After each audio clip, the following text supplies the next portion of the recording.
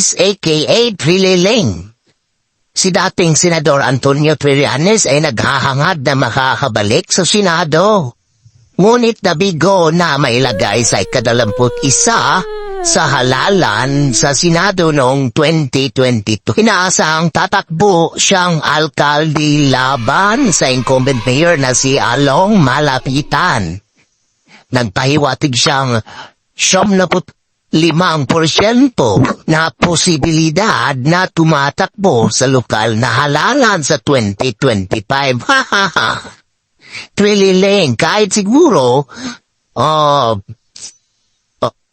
kahit konsihal siguro, no? Di ako boboto sa'yo.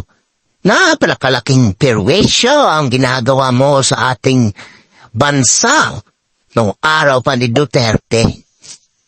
So kasi hindi lang naman si Duterte the father ang involved dito, no? Ang mga na-implicate pa rito si Bato, si Bongo, at even si Vice President Sara Duterte ay medyo mabigat yung naging salaysay laban sa kanya. Kaya yun po ang mga dahilan kung bakit gano'n. Go ahead, make my day, Mr. Trillanes! Sabihan mo! Sige ka lang, ngak dyan ng ICC. Sige! Go ahead! Kahit sumama ka pa, mag-serve ng warrant. Sumama ka, ikaw mismo magpusa sa akin.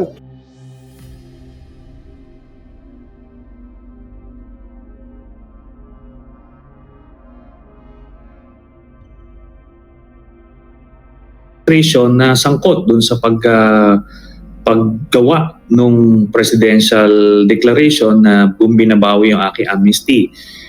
Personally, hindi naman tayo hindi man tayo binggador, no? Pero para lang magkaroon ng consequence po yung ganong mga maling gawain, kailangan po natin gawin to. So meron po akong ipa-file na disbarment case. Meron pa rin pong civil suit na ipa-file base po sa mga pag-aaral ng aming abogado. Pero kailangan po namin antayin yung final judgment ng Korte Suprema. So once that's done, ilalagahinan po namin to. Pero meron na po ako unang na-file na plunder case kay Mr. Duterte noong 2016 pa. Tapos, eto po, meron po kaming pine-prepare na plunder case against kay Duterte at kay Bongo naman, bungo sa kanilang mga anomalyang transaksyon nung panahon nila. Senator, kung hindi naman po makakalagay sa alanganin doon po sa isinampan niyo pong kaso ng plunder noong 2016, pwede niyo po ba kaming i-update tungkol po sa kaso na yan? Kasi napakatagal na po, 2016. Kung lumipas na po ang 6 na taon o 7 taon, higit pa, baka mabaliwala na po yun. Ano po ang update tungkol po sa kaso na yun?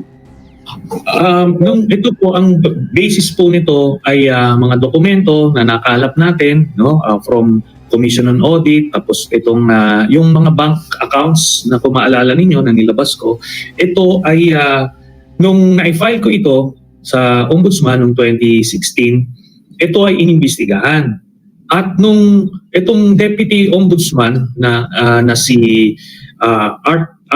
Arturo Carandang, humingi siya ng kopya doon sa Anti-Money Laundering Council para i-compare yung mga nakuha kong dokumento at sinabi niya kumpirmadong authentic yung mga bank accounts na yon at therefore pwede siyang gawing basis ng asunto, no?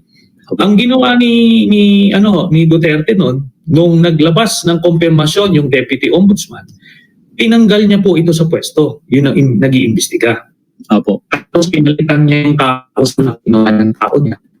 Tapos yun, pati yung ombudsman, tao na rin niya. No? Siya ang nagtalaga dyan kay Ombudsman Martires. Kaya walang galaw na nangyari from that point hanggang ngayon. Pero ang kagandahan nito ay sa 2025 mapapalitan na po ang ombudsman at magtatalaga na si President Marcos ng kanyang sariling nominee, no? Pagka nangyari yan, ay mawawala na ngayon maghaharang sa mga iba't ibang kaso na ipa-file laban kay Duterte at sa kanyang mga kaalyado, no? Kasi talagang na-dribble nila yun eh. Yun po ang update dyan. Pero Senator, malinaw lang po namin kasi hindi po kami abogado at sa ngayon po ay pribadong individual po itong si Rodrigo Duterte. Still po ba ang ombudsman pa rin po ba ang sasakop doon po sa mga di umano'y paglabag niya sa batas sa mga panahon pong iyon? Kung ang po ito, itong mga krimen na ito ay involving acts na ginawa niya in his official capacity or during his time na nasa gobyerno siya, sa ombudsman pa rin po yun, kasi plunder siya. Itong disbarment case sa Integrated Bar of the Philippines ko ipa-file yan, tapos yung civil case naman ipa-file ko yan sa ordinary trial courts natin. So iba't iba pong pero ngayon yung mga kasong pwede niyang kaharapin for inciting to sedition at yung pagpaplano niya ng rebellion, etc., pwede na yan sa civilian courts.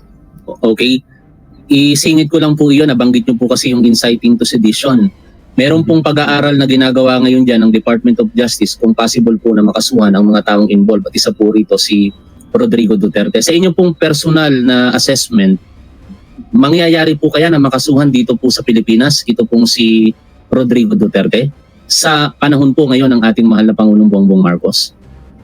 I believe so, no? Maaring may pag-aalinlangan pa yung mga piskal, yung mga investigador kasi alam nyo, hindi natin sila mabiblame kasi itong Duterte family, makapangyarihan pa rin sila, marami silang pera at kilala sila na nagpapapatay ng mga tao. Kaya kailangan natin na masigurado rin itong mga investigador, mga piskal, nag-aalilangan sila sa kanilang personal safety. Yun din ang kadahilanan kung bakit naman natin na-file sa International Criminal Court yung kaso ng crimes against humanity dahil sa totoo lang, hindi talaga pwedeng hindi kaya ng mga piskal natin at mga investigador na on their own fa-file nila itong very powerful personality like Mr. Duterte. So yun naman ang ibig sabihin po nung unwilling and unable. So kahit na working yung ating justice system ay hindi ibig sabihin nun ay lahat pwede nilang makasuhan. The fact na hindi makasuhan si Duterte, yun ay isang patunay sa pangyayari niyon. Ngayon, i-address ko lang yung tanong ninyo. Sa panahon ni President Marcos, naniniwala ako na makakasuhan ito sila. Maari nung early on, hindi talaga pwede yun kasi maiting pa yung alyansa. Pero ngayon na palayo na ng palayo ang kanilang distansya sa isa't isa at baka ginaganahan na yung mga piskal eventually na magpa-file ng case. Duktungan ko, Senator, yung sa ICC, sa mga nakaralipas po na pahayag po ninyo sa mga vlogger at mainstream media, na subaybayan ko po ito. At pinakahuli po dyan na talagang napag-usapan ay yung inyo po naging pahayag tungkol po doon sa more or less 50 na mga kapulisan na kung either makikipag-cooperate po sila o hindi. Ang medyo apprehension ko lamang po doon o parang na-confuse lamang po ako and I hope ipagpawalang galang po ninyo ito sa akin kasi gusto ko pong magkaroon ng kalinawan dito ay napahayag nyo na po na lalabas na po ang warrant of arrest ng dating Pangulong Rodrigo Duterte on the second quarter of this year. At lumipas na po ang Abril tapos napakinggan ko nga po sa inyo probably by June. Ngayon, ang tanong ko po, necessary pa po ba yung mga pahayag ng mga opisyales na iyon considering na kung meron pong lalabas na warrant of arrest, ibig sabihin po tapos na po yung determination of probable cause. Kaya kung tapos na po ang determination of probable cause, malakas na po yung ebidensya laban kay Rodrigo Duterte. Bakit kailangan pa po ng mga opisyales active at dating aktibo na humarap po sa ICC at magbigay po ng kanilang pahayag o pagsuporta doon po sa ginagawang investigasyon ng ICC? Iba't ibang kadahilanan po, no?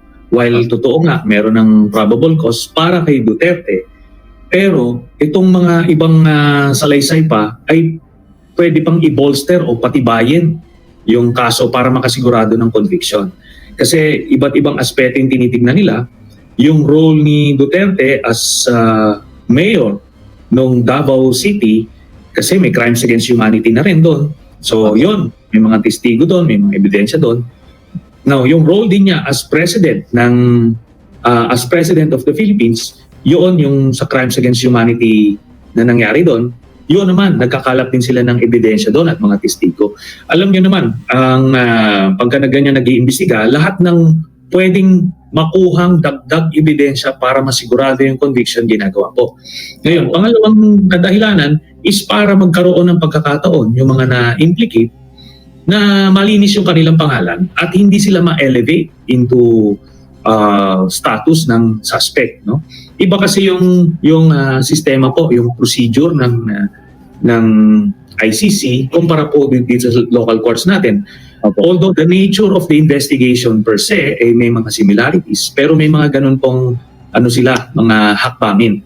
So para makapagpalakas ng kaso, para malinis nila yung pangalan nila, at at the same time, para po palakasin yung kaso nung mga primary suspects pa na maaring kulang pa yung testigo at ebidensya. So kasi hindi lang naman si Duterte the father ang involved dito, no? Ang mga na-implicate pa rito si Bato, si Bongo, at even si Vice President Sara Duterte ay medyo mabigat yung naging salaysay laban sa kanya. Kaya yun po ang mga dahilan kung bakit gano'n. Okay, tama po kayo, no? Ang quantum of evidence ng ICC, the same as nung ating local courts, is proof beyond reasonable doubt, no? At ito naman pong sa ebidensya, while meron na pong mga na-mention nyo nga yung mga testimonial evidence, marami na pong documentary evidence na nakalap, no? Sa gaya nga nung na-mention ko rin, a few months ago, na dumating po yung ICC investigating team dito po sa Pilipinas para magkalap po ng ebidensya. So marami po silang nabitbit na documentary evidence. Kaya nga po, with a certain level of confidence, nasasabi natin ang wrapping up stage na yung kanilang investigation phase kasi nagawa na nila yung kailangan gawin nung pagpunta nila dito. So hindi lang po yan testimonial, kung hindi documentary. So marami po, no? Yung na-mention yung dalawang testigo, isa lang yan sa mga prominente, pero meron pa pong mga testigo na hindi po napapublicize. Yan po. At ito po ang unique dito, aspect dito po sa crimes against humanity case sa ICC. Ngayon, dito po sa ICC, ang precursor po nito yung tinatawag na Nuremberg Trials. Nuremberg Trials, ito yung nangyari nung after nung World War II na kinasuhan yung mga Nazi leaders, no, ng crimes against humanity, at